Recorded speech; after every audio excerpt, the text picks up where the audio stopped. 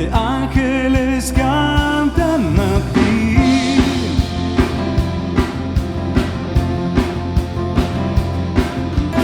Cantando santo, santo el Cordero de Dios.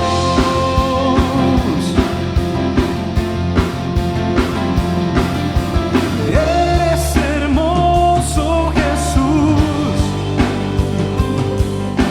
y tu reino no tendrá fin. Dios eterno y santo, es vestido en gloria y poder.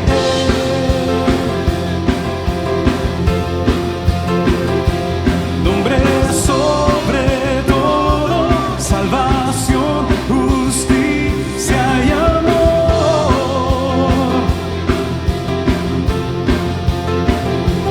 Rey del universo, como tú no hay nadie. Jesús, Jesús es nuestro Dios.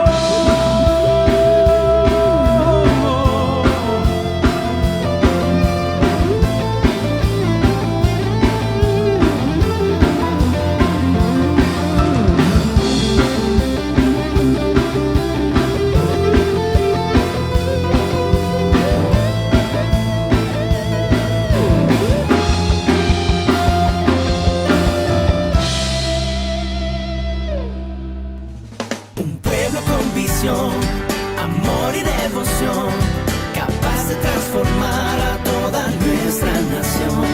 Viviendo en unidad, sirviendo a los demás, para mostrar amor que viene de nuestro Dios.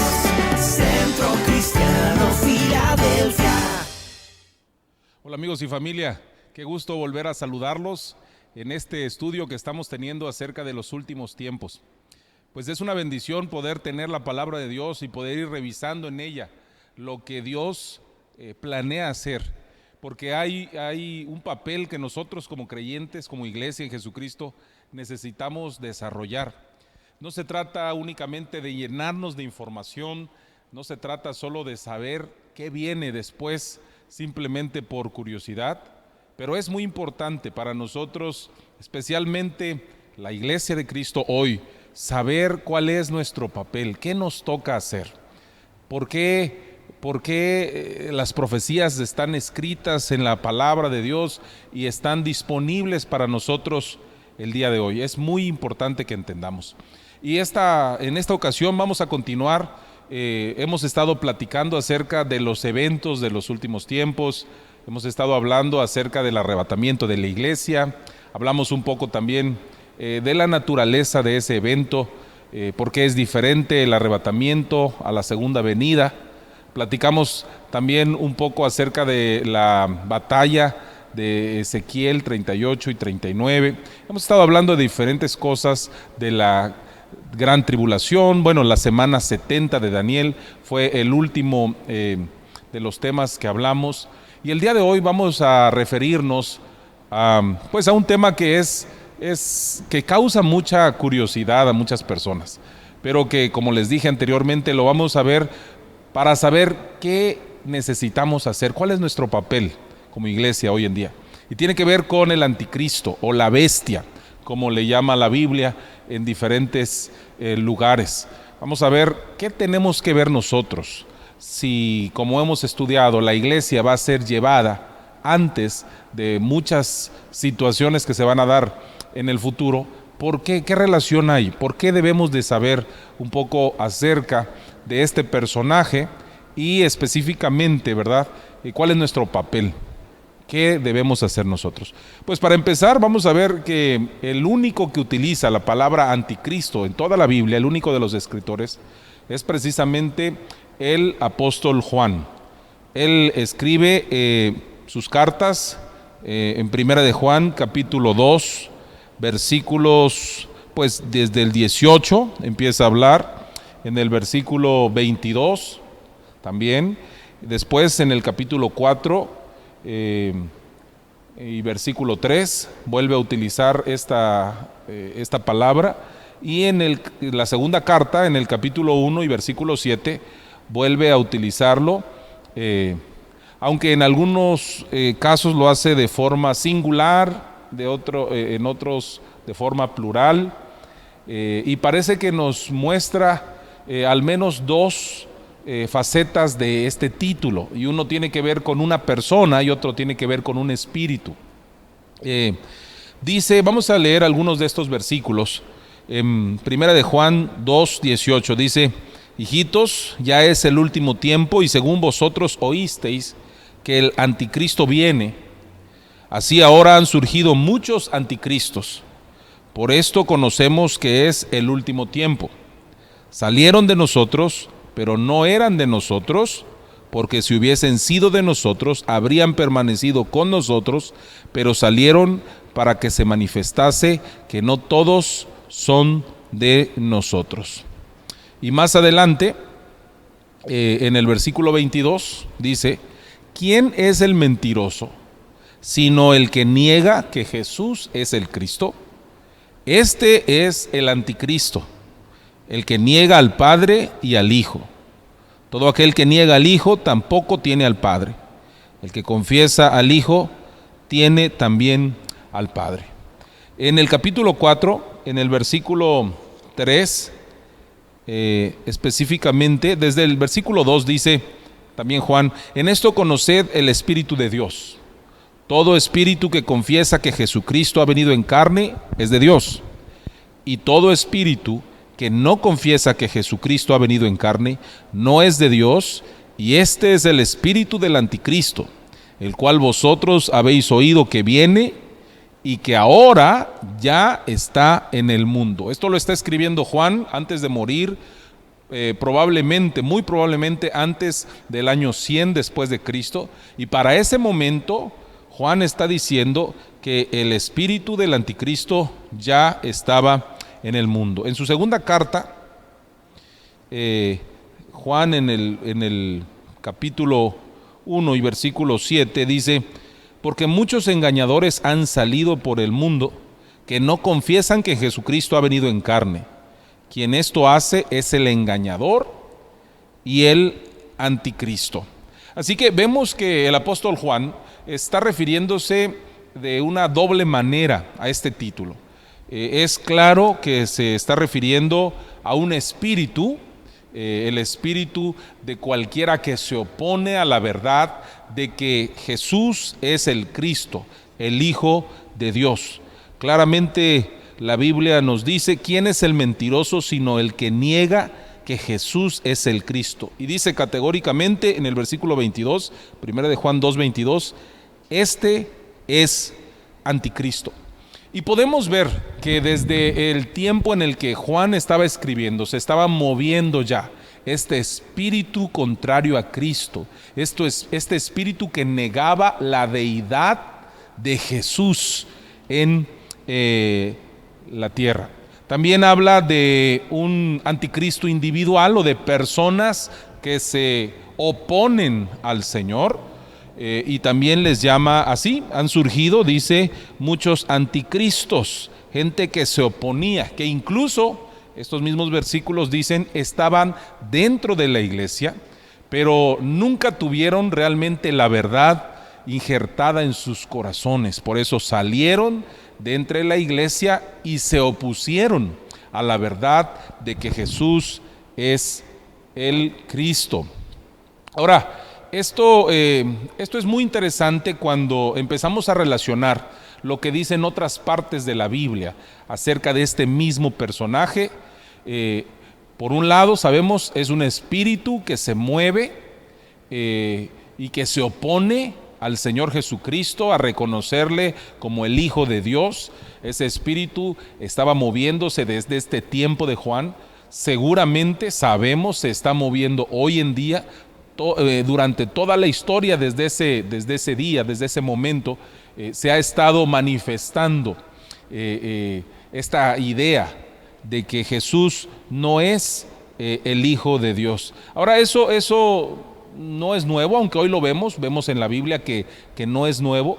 Y bueno, permítame primero hablar un poco acerca de este enfoque, porque en el tiempo de Juan, igual que hoy en día, estaba presente el gnosticismo.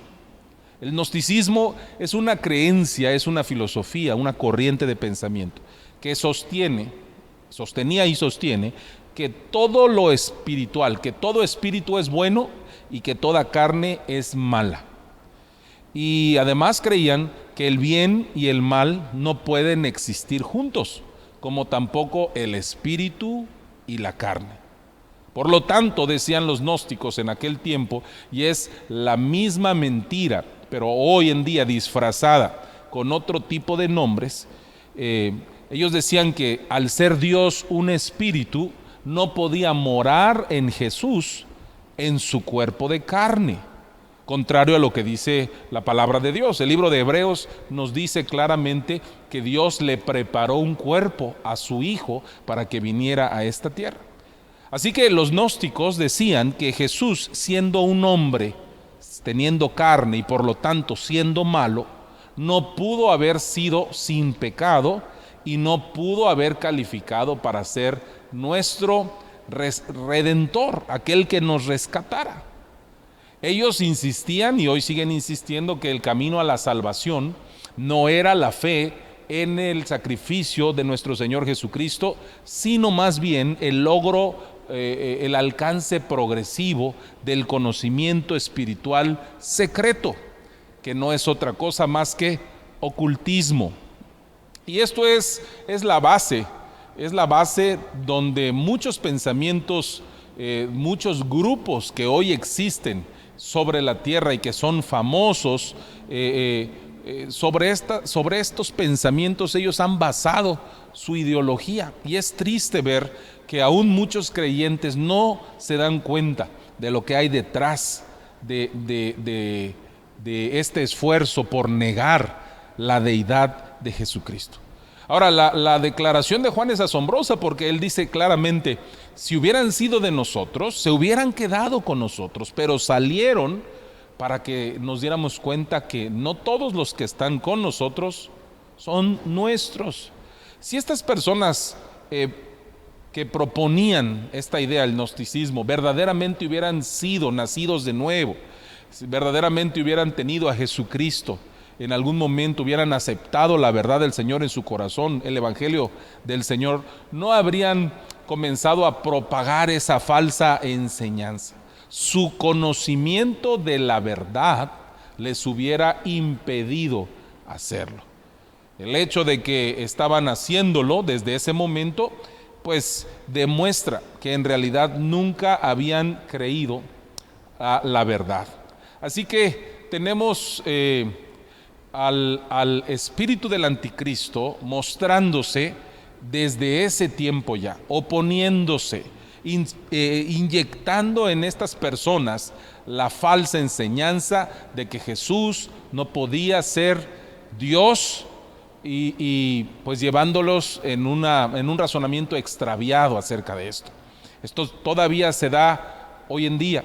Y ha habido muchos proponentes de esta idea, mucha gente en todos los ámbitos políticos, militares, sociales, que durante la historia se han opuesto. Muchos filósofos, algunos estadistas, gente que aprovechando su notoriedad entre la sociedad se ha levantado tratando de engañar a el resto de la humanidad, negando que Jesús es el Hijo de Dios, negando que Jesús es el Cristo.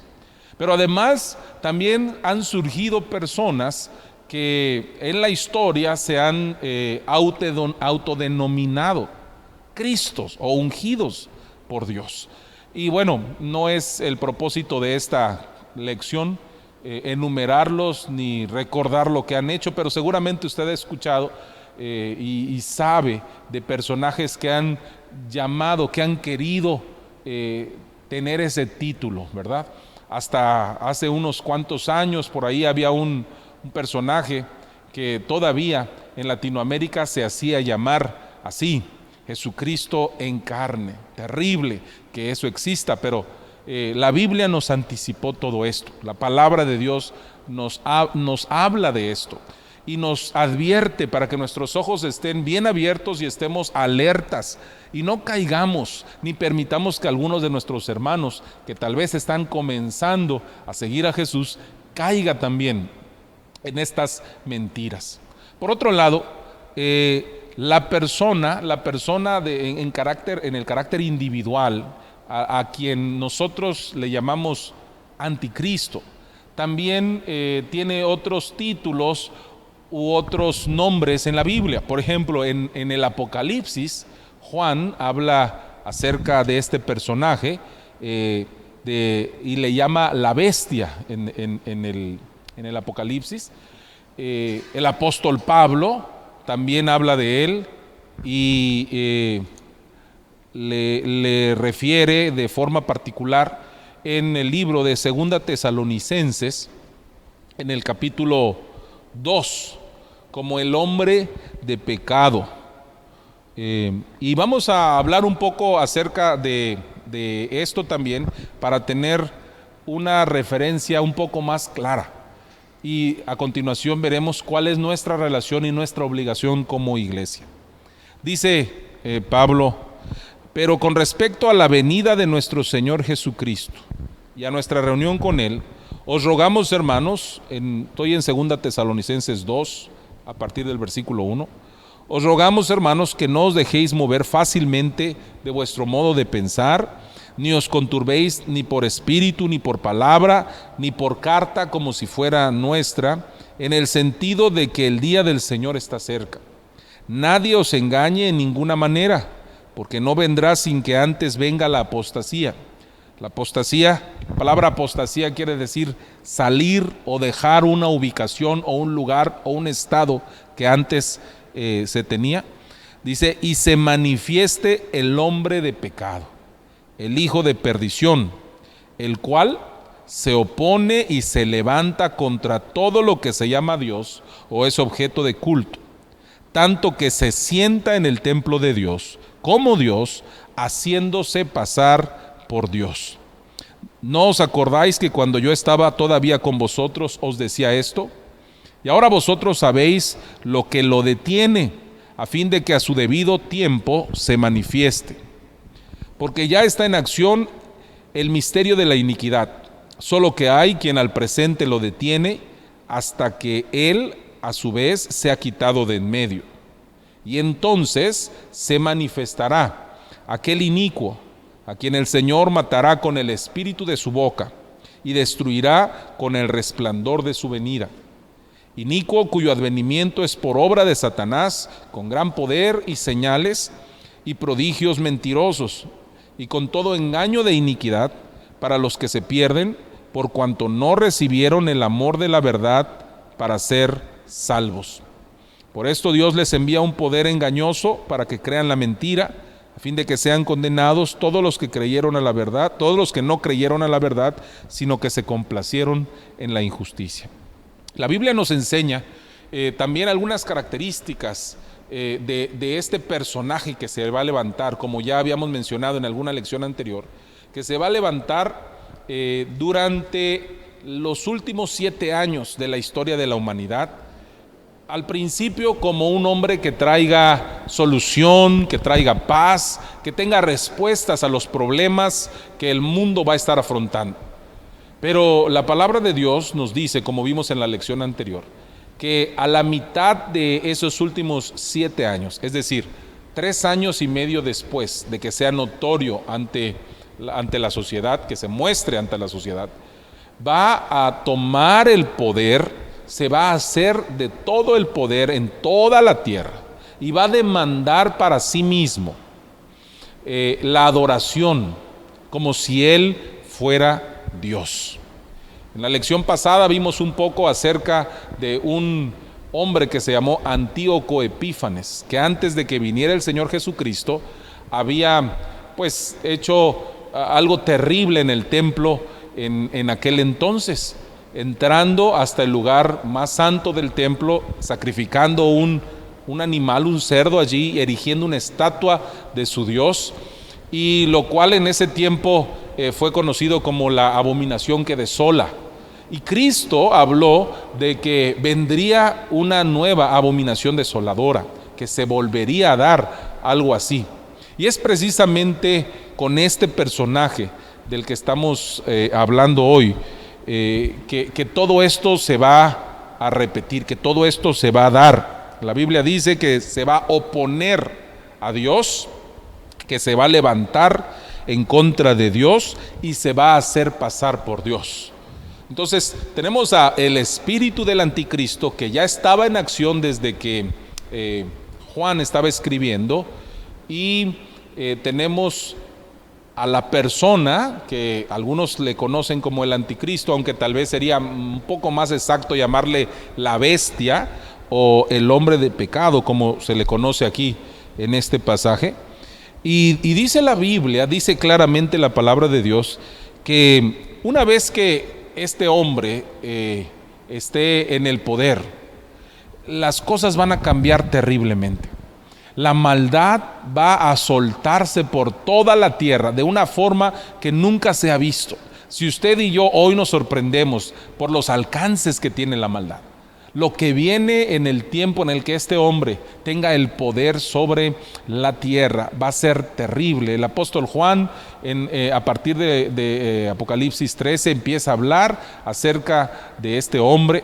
La Biblia nos enseña que va a actuar con falsos milagros, con poderes engañadores, que mucha gente, la mayor parte de la gente va a ir detrás de él, que incluso va a tener la apariencia de haber resucitado, de haberse recobrado de una herida fatal, y de esa forma va a engañar a muchos, haciéndose pasar como un ser supremo, como un ser divino. Incluso va a nombrar, dice el Apocalipsis, a otro personaje, a la otra bestia, le llama por un lado el apóstol Juan el falso profeta, también lo conocemos, para que sea su emisario ante los pobladores, y dice la Biblia que va a crear incluso una imagen que pueda hablar y pueda mandar matar a todos los que se opongan a él. Ahora, con el avance de la tecnología, hoy nos damos cuenta que como nunca es mucho más fácil que todo esto se cumpla, que se pueda ver al pie de la letra lo que tal vez en años anteriores era difícil para algunos estudiosos de la Biblia pensar cómo podría darse algo así. Hoy vemos que la tecnología ha avanzado tanto que muchas de las cosas que la Biblia nos enseña que van a suceder podrían pasar ya, porque ya el alcance de la ciencia ha sido vertiginoso. El asunto es que la Biblia nos dice que todo esto, toda esta maldad, todo este plan de maldad ya estaba preparado desde el tiempo en el que Pablo está escribiendo. En el caso de la carta a los tesalonicenses, el apóstol Pablo enseña que lo que sucedía en ese momento y lo que sucede hasta el día de hoy es que había algo o alguien que le detiene, y que por esa razón no se había manifestado ese hombre de pecado, ni se había manifestado esa maldad de la forma en que va a suceder. Ahora, hay muchas ideas de qué podría ser lo que detiene la maldad en el mundo y la aparición de este hombre de pecado. Permítame presentarle una idea. Yo pienso que es la iglesia, por el poder del Espíritu Santo que habita en nosotros, la que hasta el día de hoy detiene a la maldad para que no se extienda aún más de formas impensables. Amigos, es terrible las cosas que se están proponiendo. Hoy en día existen propuestas para llevar a cabo las situaciones más horribles que usted y yo nos podríamos imaginar. Por ejemplo, hay personas que están apelando porque la pedofilia se pueda volver una forma también de ver el amor entre dos personas. y que se pueda contemplar de la misma forma que se hace con la heterosexualidad, que así se contemple también a la pedofilia. Y nosotros podríamos pensar, bueno, esto no puede estar sucediendo. Está sucediendo. Hay lugares donde se hacen foros, donde se presentan estas iniciativas, y usted y yo pensaríamos que las cosas como estas inmediatamente encontrarían un muro o un rechazo. Sorprendentemente, países de primer mundo, o más bien llamados así de primer mundo, aunque en lo espiritual tal vez no sean del primer mundo ya, países europeos están abriendo las puertas para que estas ideas sigan avanzando. Por todos lados vemos la injusticia social, vemos los problemas que se están llevando a cabo con los más débiles, vemos a países oprimidos por dictadores, vemos tantos problemas en la tierra.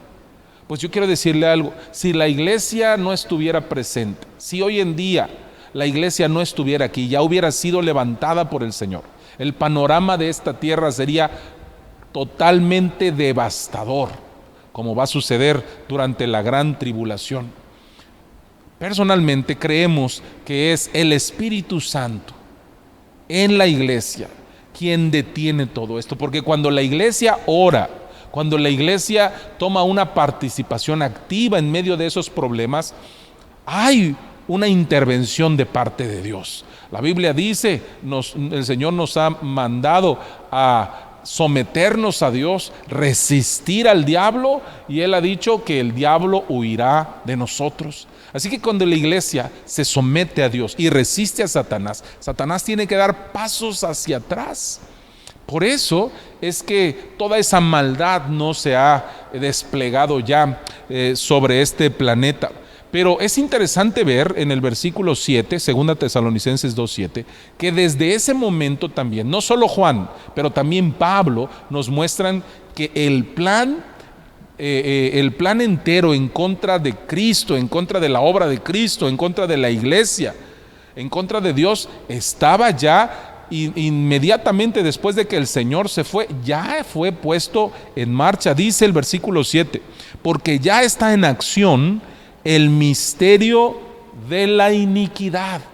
En ese momento, algunos piensan que Tesalonicenses pudo haber sido escrito antes del año 60 después de Cristo. Probablemente, dicen algunos, fue una de las primeras cartas del apóstol Pablo. Así que desde ese tiempo ya estaba el plan para llevar a cabo todo esto, y dice, solo que hay quien al presente lo detiene. La iglesia en ese momento y hoy todavía. Ese misterio de la iniquidad es una contraposición a lo que la Biblia habla también del misterio de la piedad. Si nosotros nos detenemos aquí un momentito, si abrimos un pequeño paréntesis, podemos encontrar que en 1 Timoteo, capítulo 3, versículo 16 específicamente, versículo 16, el apóstol Pablo le dice a Timoteo, e indiscutiblemente grande es el misterio de la piedad. La palabra piedad quiere decir, dice el diccionario, quiere decir o denota aquella actitud que se caracteriza por ir en pos de Dios, por hacer aquello que le es agradable a Dios. Y Pablo estaba diciendo, grande es el misterio de la piedad, y entonces empieza a revelarlo. Dios fue manifestado en carne, justificado en el Espíritu, visto de los ángeles, predicado a los gentiles, creído en el mundo, recibido arriba en gloria. Y podemos ver lo importante que es esto para entender de forma más general el tiempo que estamos viviendo y las dinámicas espirituales que se movían en aquel tiempo y que se mueven en el presente. Este misterio de la piedad obviamente está refiriéndose a Jesucristo. Muchos han dicho que fue una confesión de fe del primer siglo. Incluso algunos piensan que pudo haberse hecho hasta un himno, un canto que la iglesia temprana, la iglesia del tiempo de Pablo, entonaba en sus reuniones.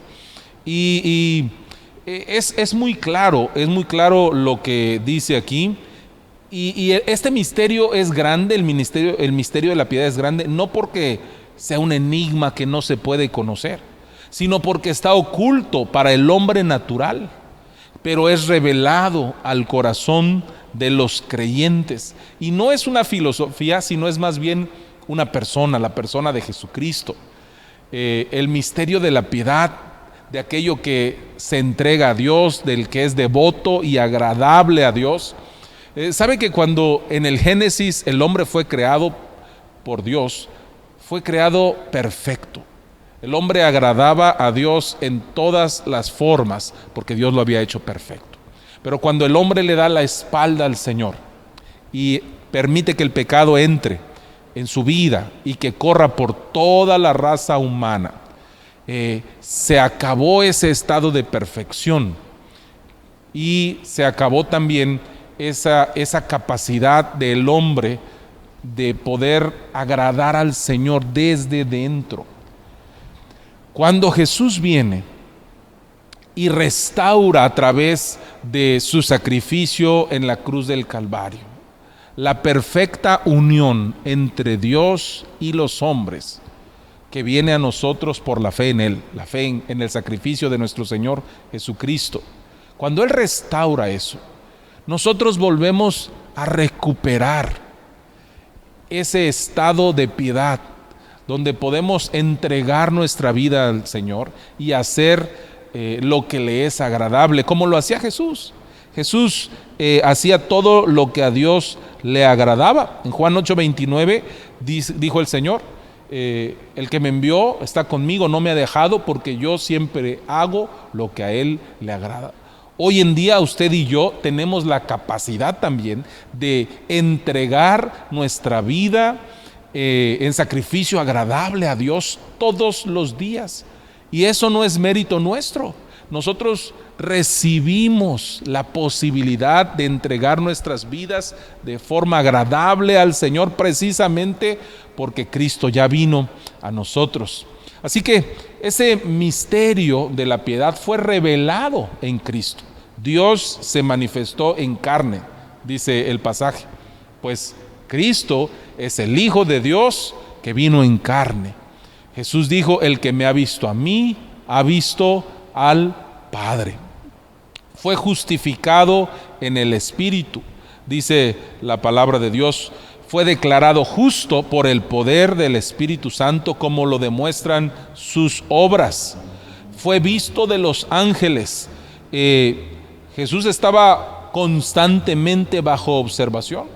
Los ángeles estuvieron presentes en su nacimiento, en su tentación, en su agonía en el Getsemaní, en su tumba y mientras ascendía al cielo. Fue predicado, dice, también a los gentiles.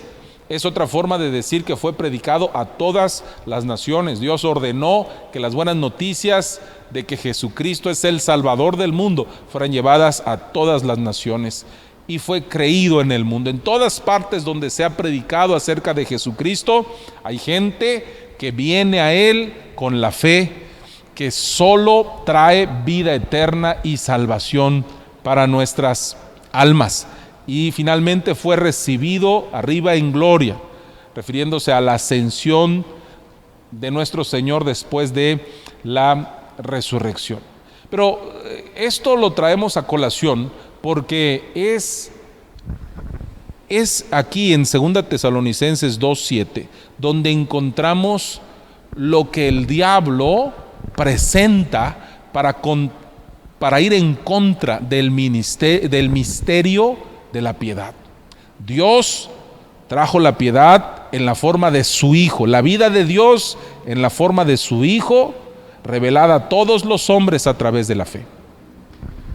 Satanás, dice la Biblia, que puso en marcha desde ese momento el misterio de la iniquidad, que tampoco es un misterio para nosotros porque sabemos hoy cómo se va a revelar.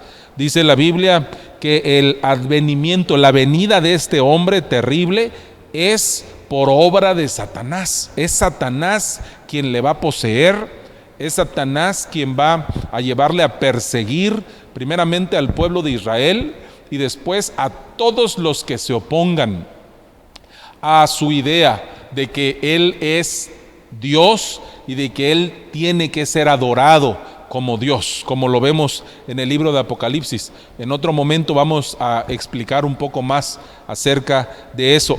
Pero es importante comprender que todo este tiempo, desde que se escribió, desde que Pablo escribió, desde que Juan escribió, uno tal vez antes del año 60, otro tal vez antes del año 100 después de Cristo, desde ese momento hasta hoy en día, el espíritu de anticristo, el espíritu que es contrario a la verdad de que Jesús es el Cristo, el Hijo de Dios, se ha estado moviendo por toda la tierra.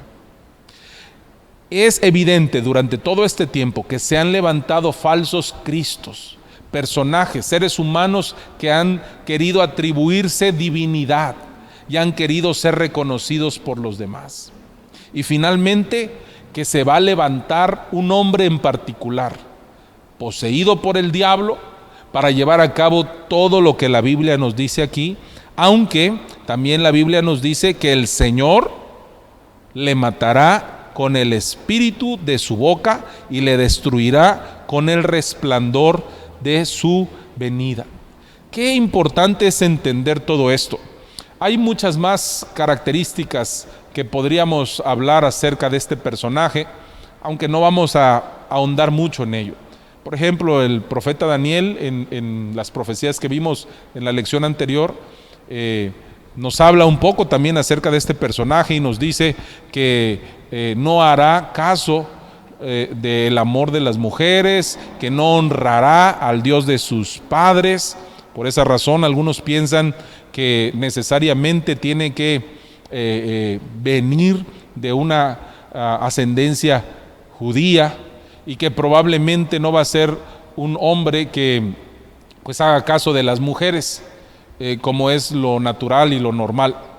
Pero no vamos a hablar mucho más de este personaje, necesitamos tener una idea, pero permítame pasar al punto más importante de todo esto. Porque si este personaje se va a levantar una vez que la iglesia haya sido ya tomada por el Señor, cuando la iglesia de Jesucristo, los verdaderos creyentes, hayamos sido arrebatados, ¿por qué necesitamos saber de Él? ¿Por qué es necesario tener una idea de Él? Bueno, permítame llevarle otra vez al pasaje de Timoteo, de donde hablamos del misterio de la piedad. Porque justo antes de que Pablo escribiera y dejara en claro que se trataba de Cristo Jesús, la vida de Dios traída a la tierra para nosotros, como dice Colosenses, cuando Cristo vuestra vida se manifieste, también ustedes se manifestarán en gloria. Cristo es nuestra vida. Justo antes de que Él hable acerca del misterio de la piedad, dice lo siguiente, versículos 14 y 15, y esta es la parte más importante para nosotros. Dice: esto te escribo, le dice Pablo a Timoteo, aunque tengo la esperanza de ir pronto a verte, para que si tardo, sepas cómo debes conducirte en la casa de Dios. Fíjese que dice, que es la iglesia del Dios viviente, columna y baluarte de la verdad. Columna y baluarte de la verdad. Y esa es la parte que a nosotros nos involucra en todo esto. Esta parte. Nosotros como la iglesia de Cristo, la casa de Dios, nosotros somos quienes debemos de seguir sosteniendo la verdad de Dios frente a un mundo que cada vez está más corrupto, frente a un mundo que hoy más que nunca está buscando respuestas. Precisamente es por esa búsqueda de respuestas que ese hombre del que hablamos antes, el hijo de perdición, el anticristo o la bestia, se va a levantar y va a recibir tanta aceptación, porque el mundo está buscando respuestas, porque hay tantos problemas en el mundo que la gente está buscando, tienen comezón de oír, necesitan comprender algo que llene su corazón de esperanza y de verdad. La iglesia es el fundamento y el apoyo de la verdad en la tierra. Nosotros, tú y yo, que hemos creído en Jesucristo, sin la proclamación de la verdad, el mundo, así como está, no tiene ni fundamento ni apoyo para determinar qué es cierto y qué no. Hoy la gente vive inmersa en un relativismo terrible. Cada quien piensa y opina de acuerdo a lo que le conviene. Pero nosotros sabemos que existe una verdad absoluta. La palabra de Dios tiene la verdad completa y absoluta que nosotros los hombres necesitamos y que el Señor ha dejado para estos tiempos. Por eso es tan importante que tú y yo sigamos esta instrucción, que tal vez en ese momento específico fue dada a Timoteo. Tal vez en ese momento la instrucción fue para Timoteo para que supiera cómo actuar, pero que hoy resuena en nuestros corazones con la obligación de sostener la verdad frente a todos y frente a todo. La iglesia de Jesucristo es llamada a ser el apoyo, quien enarbola la verdad de Dios en esta tierra. Somos llamados a ser luz, la luz que brilla y que atrae los ojos de los hombres hacia Cristo. Somos llamados a ser sal, la sal en la tierra que despierta una diferencia en el gusto de las personas, de forma que se den cuenta que hay alguien en nuestras vidas que hace todo diferente. Somos nosotros, y la verdad que debemos de estar siempre compartiendo y levantando en alto es la palabra de Dios. Amigos, es tan importante que nosotros podamos comprender esto. La profecía no solamente se trata de llenarnos de información, no solamente se trata de tener conocimiento almacenado en nuestras mentes, se trata de que nos movamos en la dirección que Dios tiene, pero que mientras caminamos llevemos a los que están junto a nosotros hacia esa misma verdad. Yo quiero animarles para terminar esta lección, quiero animarles a que todo el tiempo sostengan la verdad de Dios frente a todas las personas, que lleven las buenas noticias de Jesucristo, que en Él hay salvación, que en Él hay perdón de pecados, hay reconciliación, que Dios no está enojado con la humanidad, al contrario, que Dios ama tanto al mundo que envió a su propio Hijo para que nadie se quede sin la oportunidad de venir a la fe en Cristo Jesús. Vamos a seguir platicando de algunas otras profecías sobre el fin de los tiempos en las próximas lecciones. Que Dios les bendiga. Un pueblo con visión, amor y devoción.